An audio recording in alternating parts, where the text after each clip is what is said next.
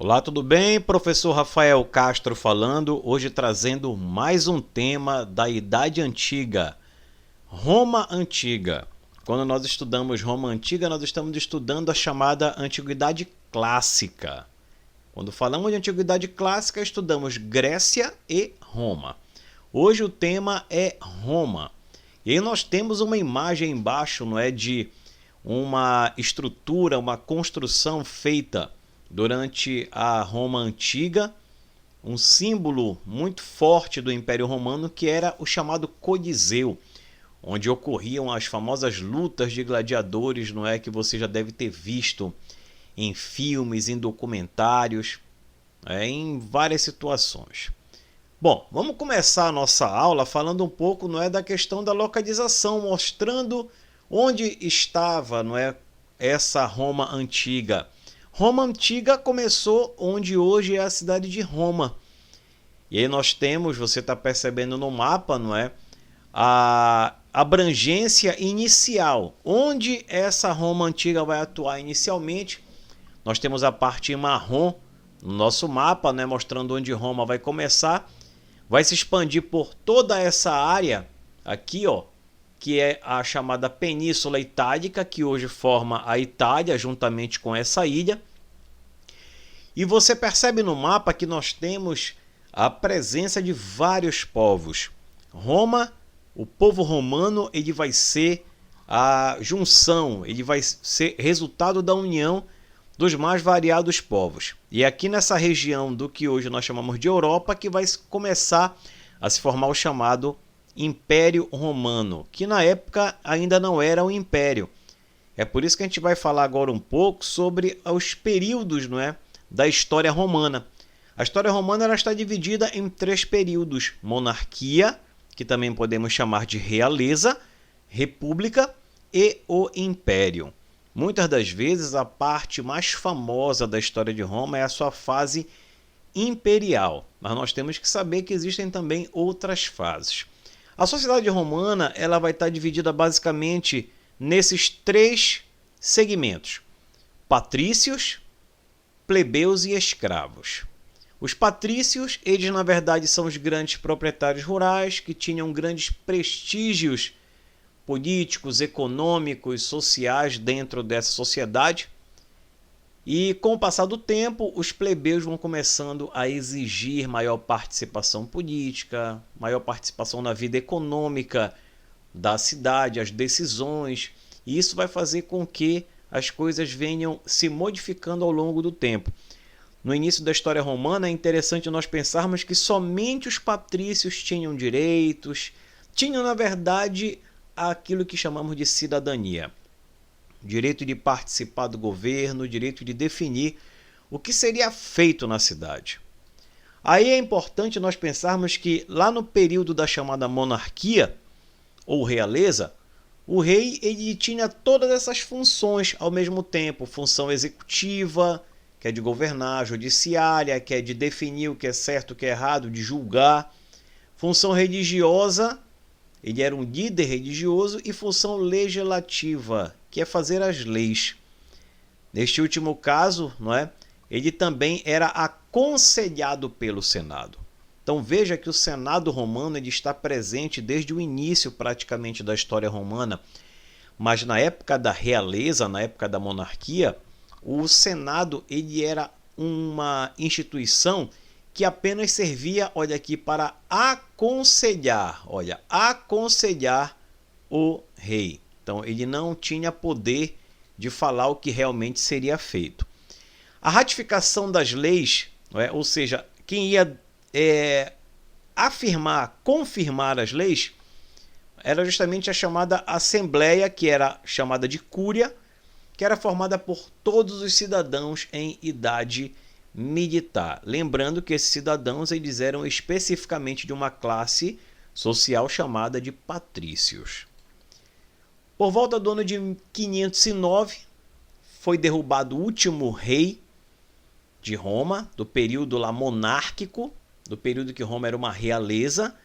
Ele foi deposto por uma rebelião liderada pela elite patrícia senatorial. O que significa isso? Eram Os patrícios que faziam parte do Senado agora vão tomar o poder. E olha aí que coisa interessante. O Senado ele vai passar a partir desse momento a ser o órgão máximo da agora República. Aí a Roma passa a ser uma república com forte domínio do Senado romano. É importante nós conseguirmos perceber que a partir desse momento o Senado passa a ser uma das principais, e aqui no período republicano, a principal instituição de poder em Roma. Durante todo o período republicano, a autoridade estava nas mãos do Senado. E olha o que é interessante, o Senado ele era formado exclusivamente, os patrícios tinham a exclusividade, somente eles tinham poder de acessar, não é, de fazer parte dessa instituição que era o Senado romano. Lembra que o Senado ele vai ter essa função de fazer as leis, ou seja, o poder legislativo. O poder executivo ele vai ser exercido pelas assembleias, não é? Assembleia centuriata, Assembleia curiata e Assembleia tribal. A Assembleia centuriata, não é, estava composta aí por 98 centúrias patrícias e 95 centúrias plebeias. E o voto era por centúria, ou seja, sempre estava ali garantida a supremacia, o domínio, o controle dos patrícios. Já que eu tenho 98 centúrias patrícias e 95 plebeias, havia essa vantagem. A Assembleia Curiata vai cuidar dos assuntos religiosos e a Assembleia Tribal vai nomear questores e edis, que são, na verdade, cargos dentro da administração romana. Olha, nós temos aí os cônsules, que eram eleitos anualmente e eles presidiam o Senado, pretores, responsáveis pela justiça, censores, que contavam a população conforme a renda, faziam o censo, a contagem da população, os edis, que cuidavam da conservação, policiamento e abastecimento da cidade, os questores, que cuidavam do tesouro público, e o ditador, que o Senado escolhia por 6 meses em momentos de crise, e esse indivíduo tinha plenos poderes. Era aquele momento que Roma tinha um governante que poderia fazer tudo, mas ele era escolhido pelo Senado. E não te esquece que o Senado romano, nesse momento, era composto 100% por indivíduos da classe dos patrícios, ou seja, nunca até então o ditador iria estabelecer qualquer tipo de medida, iria defender qualquer interesse que não fosse também o interesse dos patrícios. Nós temos aqui, claro, a partir dessa situação, um descontentamento dos plebeus. Por quê? Você já viu que, na verdade, o poder político estava concentrado exclusivamente nas mãos dos romanos, já que Roma era já uma república e o Senado romano ele era composto apenas pelos patrícios. Então não havia realmente uma participação política da plebe na qual eles pudessem realmente, de alguma forma, defender os seus interesses. E aí, por volta de 495, esses plebeus eles vão se retirar para o chamado Monte Sagrado em forma de protesto. E esse protesto foi muito sério para Roma, porque quando você olha para a sociedade romana, você vai ver que o trabalho ele era feito pelos plebeus. Então Roma paralisa. E isso é muito complicado. Não apenas Roma, mas o próprio exército ficou comprometido, porque grande parte do próprio exército romano era formado pelos plebeus. É claro que os altos cargos do exército romano eram de patrícios, mas a maioria do exército era formado pela plebe, ou seja, a plebe conseguindo entender a sua força através da sua união. A partir do momento em que esses plebeus começam a demonstrar a sua insatisfação, vão ser iniciadas as criações de leis que vão procurar, na verdade, amenizar essas revoltas. E olha o que é interessante, isso começa a promover uma aproximação de uma parte da plebe com os patrícios, especialmente a parte rica da plebe. Porque quando nós falamos dos plebeus, nós temos que entender o seguinte, que nenhum plebeu até então tinha realmente grande representação política. Mas não quer dizer que plebeus não eram, por exemplo, bem-sucedidos economicamente. Você vai ter plebeus que eram grandes comerciantes. Olha que interessante. Comerciantes de mercadorias, de escravos, tinham relações comerciais intensas com povos fora de Roma. Então, eram indivíduos que economicamente eram muito influentes, mas não tinham representação política e isso incomodava. A partir de 495, você começa a ter uma série de leis que vão fazer justamente com que essa parte rica da plebe venha a se aproximar dos patrícios. Aí você vai ter a criação dos tribunos da plebe em 495 a.C. Esses tribunos vão ter direito ao veto inviolável a tudo que diz respeito à plebe. Então veja bem, qualquer coisa que fosse votada no Senado que iria influenciar em algum aspecto a plebe, esse tribuno da plebe tinha o direito, o poder de aceitar ou não aceitar. Qual vai ser a grande estratégia dos patrícios? De alguma forma buscar seduzir esses tribunos da plebe para que eles aceitassem medidas referentes à plebe, mas que seriam também interessantes para os patrícios. Nós temos também a criação da Lei das 12 Tábuas em 450 a.C., onde as leis passam a ser escritas. Isso aí é importante para que ela seja questionada, mas também continua sendo manipulada. Lembre-se que não é o fato da lei ser escrita que vai fazer com que ela não seja manipulada de acordo com interesses. No país que nós vivemos, nós temos as leis escritas muito bem definidas. Isso não significa que elas não são manipuladas de acordo com os mais variados interesses, que muitas vezes não são os nossos interesses. A Lei Canuleia, que permitiu o casamento interclasses em 445 a.C. Olha que coisa interessante. Rafael, por que promover o casamento interclasses? Isso era uma estratégia para poder aproximar aquela parte rica da plebe com os patrícios. Eram aqueles plebeus que, na verdade, eles queriam deixar de ser plebeus. Eles queriam se enobrecer. E como eles poderiam fazer isso? Já que a questão de ser nobre nessas sociedades era uma questão de nascimento.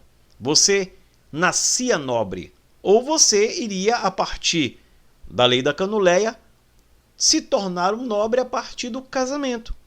Então era casar os filhos da plebe rica com os filhos e filhas de patrícios. Nós temos aqui a Lei Licínia Sextia, onde você vai ter a participação dos plebeus no consulado, e você vai ter também aqui a famosa Lei Politeia, abolição da escravidão por dívida, a Lei Ogúnia, onde alguns plebeus passam a ocupar cargos religiosos, e a Lei Hortênsia, onde vai ser feito o chamado plebiscito, que tem força de lei. Então, a plebe era consultada a partir de então. Só que tudo isso direcionado pelo tribuno da plebe. Então veja bem que a primeira lei ela é de 450, essa última que nós estamos colocando aqui é de 286. Por que eu chamo a atenção disso para você? Para que você consiga enxergar que é um processo lento. Não é do dia para a noite. Veja que nós temos um processo aí de praticamente 380 anos. É um processo muito grande. Então, desde 450 até 286, tu tens um período gigantesco. Então, gerações deixaram de existir nesse período. Então, é muito importante nós destacarmos esse aspecto. A expansão territorial romana vai ser a grande base dessa sociedade. A expansão territorial romana é o que vai trazer para a sociedade romana as suas riquezas. E essa expansão territorial, não te esquece que ela, na verdade, ocorre com a invasão dos territórios de outros povos. Enquanto Roma expande, Roma invade. É muito interessante nós pensarmos isso. Por volta de 275 a.C., esses romanos eles já tinham conquistado toda aquela área da Península Itálica e a partir de então as conquistas serão cada vez maiores. E depois que eles conquistam toda a Península Itálica, agora o grande desafio era conquistar Cartago. Por quê? Roma estava ali dominando uma grande parte já do mar Mediterrâneo. Eu vou voltar lá naquele mapa para que você enxergue novamente o que é o mar Mediterrâneo. Então Roma estava dominando toda essa região aqui, ó.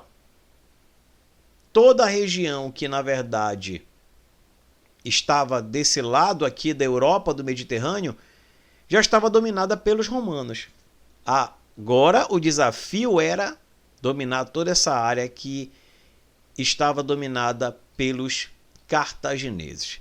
E era um desafio muito grande porque Cartago era uma potência não apenas econômica, mas também uma potência militar. E aí vamos ter alguns conflitos chamados guerras púnicas. O nome é Guerra Púnica porque os romanos chamavam os cartagineses de punos. Por isso, guerras púnicas. E aí nós temos a primeira Guerra Púnica, na qual Cartago vai sofrer uma derrota fortíssima. Vamos ter a Segunda Guerra Púnica, na qual Roma vai ter que encarar o grande general dos exércitos de Cartago chamado Aníbal.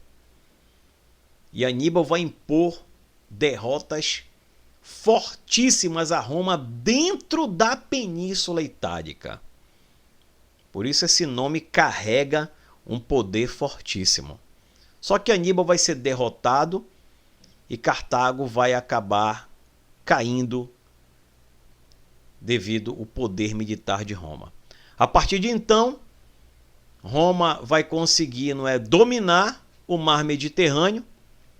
Dominando todo o mar Mediterrâneo, eles vão passar a chamar esse mar Mediterrâneo de Mare Nostrum, nosso mar. Aí nós temos aqui, ó, um mapa mostrando toda a extensão de Roma, que Roma atingiu durante a República. Então veja aqui, ó. Aqui em vermelho você tem o que era Roma na época da realeza, na época da monarquia. A parte em amarelo você tem o que Roma atingiu quando Roma era uma república. Então veja que na verdade a fase imperial de Roma não foi a fase de grande expansão. A fase de grande expansão foi na república.